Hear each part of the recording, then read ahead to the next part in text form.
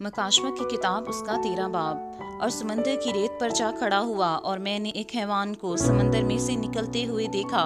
اس کے 10 سینگ اور 7 سر تھے، اور اس کے سینگوں پر 10 تاج، اور اس کے سروں پر کفر کے نام لکھے ہوئے تھے۔ اور جو حیوان میں نے دیکھا اس کی شکل تیندوے کی سی تھی، اور پاؤں ریچھ کے سے، اور منہ ببر کا سا۔ اور اس اژدہا نے اپنی قدرت اور اپنا تخت اور بڑا اختیار اسے دے دیا، اور میں نے اس کے سروں میں سے ایک پر گویا زخم کاری لگا ہوا دیکھا، مگر اس کا زخم کاری اچھا ہو گیا، اور ساری دنیا تعجب کرتی ہوئی اس حیوان کے پیچھے پیچھے ہو لی۔ اور چونکہ اس اژدہا نے اپنا اختیار اس حیوان کو دے دیا تھا، اس لیے انہوں نے اژدہا کی پرستش کی، اور اس حیوان کی بھی یہ کہہ کر پرستش کی کہ اس حیوان کی مانند کون ہے، کون اس سے لڑ سکتا ہے۔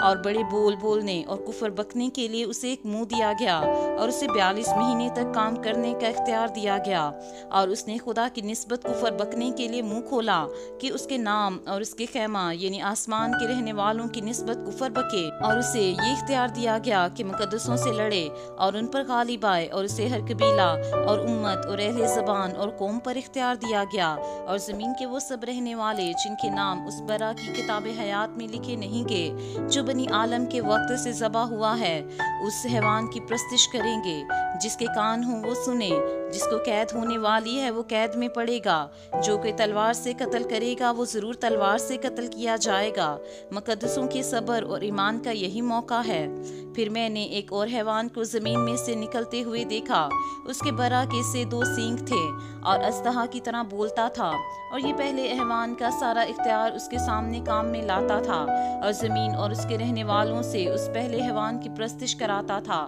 جس کا زخم کاری اچھا ہو گیا تھا، اور وہ بڑے بڑے نشان دکھاتا تھا، یہاں تک کہ آدمیوں کے سامنے آسمان سے زمین پر آگ نازل کر دیتا تھا، اور زمین کے رہنے والوں کو ان نشانوں کے سبب سے جن کے اس حیوان کے سامنے دکھانے کا اس کو اختیار دیا گیا تھا اس طرح گمراہ کر دیتا تھا کہ زمین کے رہنے والوں سے کہتا تھا کہ جس حیوان کی تلوار لگی تھی اور وہ زندہ ہو گیا اس کا بت بناؤ، اور اسے اس حیوان کے بت میں روح پھونکنے کا اختیار دیا گیا تاکہ وہ حیوان کا بت بولے بھی، اور جتنے لوگ اس حیوان کے بت کی پرستش نہ کریں ان کو قتل بھی کرائے۔ اور اس نے سب چھوٹے بڑوں،